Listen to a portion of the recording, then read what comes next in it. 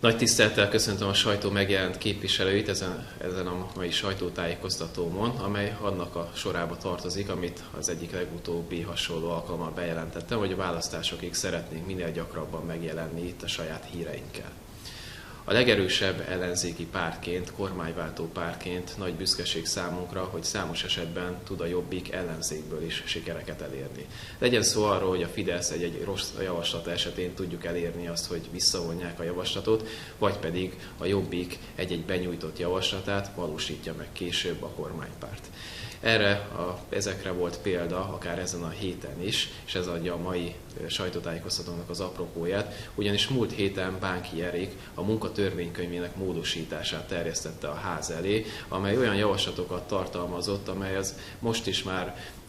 agyon dolgoztatott, alulfizetett munkásokat még rosszabb körülmények közé hozta volna, sodorta volna, és ezeket próbálta a Fidesz keresztülvinni az országgyűlésen. Ez egy olyan javaslat volt, ami ellen az ellenzéki pártok is tiltakoztak, a Jobbik is számtalanszor felemelte a hangját, már csak azért is, mert többek között a szakszervezetekkel sem történt semmiféle egyeztetés. Oly sokat mondtuk a kritikánkat, hogy szerencsére 2 nappal ezelőtt egy bizottságülésen Bánki Erik és a fideszes képviselők egyöntetően vonták vissza ezt a módosító javaslatot, ezáltal sikerült elérni azt, hogy ne tudja a Fidesz még rosszabb helyzetbe sodorni a magyar munkavállalókat. Sajnos ez a javaslat jól illeszkedik a Fidesz elképzeléseibe, amely leginkább olcsó munkaerőként tekint magyarországi munkásokra, és ennek szeretné megteremteni a körülményeit, de itt a Jobbik szerencsére a határozott fellépésével és a többi párt szakszervezetek határozott fellépésével sikerült őket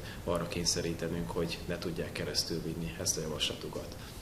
Nemrégiben egy hasonló siker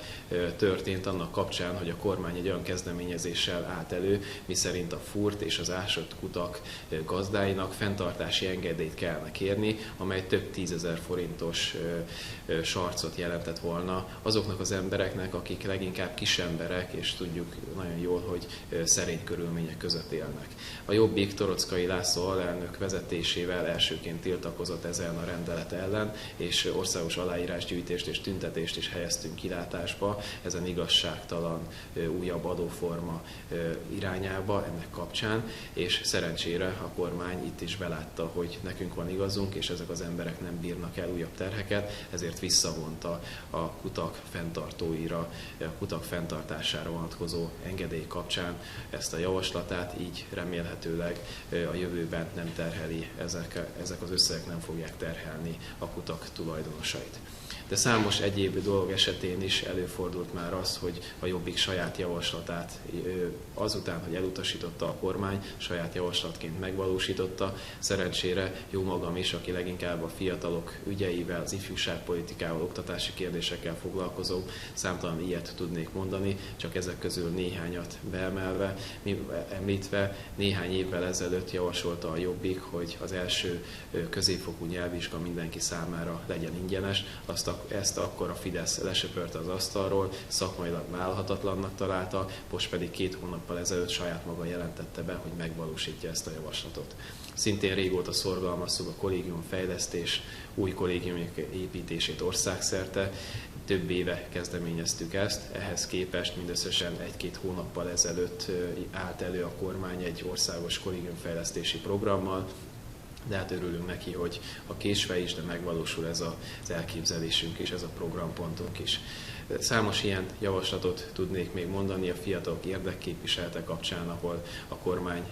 ugyan néhány év elteltével belátta a Jobbik szakmai igazát és megvalósította a mi javaslatainkat. Ez is azt mutatja, hogy azért már most ellenzékből is komoly kormányképességet tudunk felmutatni. Én csak arra szeretném biztatni a Fideszt, hogy ne legyen rest elfogadni a Jobbik javaslatait, lehetőleg minél előbb tegye ezt meg, ne a mi szempontjaikat figyelembe véve, hanem az ország szempontjából lenne ez fontos, hogy hallgasson a Jobbik szakmai javaslataira, a Jobbik véleményére. Úgy gondoljuk, hogy a magyar társadalomnak, a magyar embereknek válnék ez erőnyére.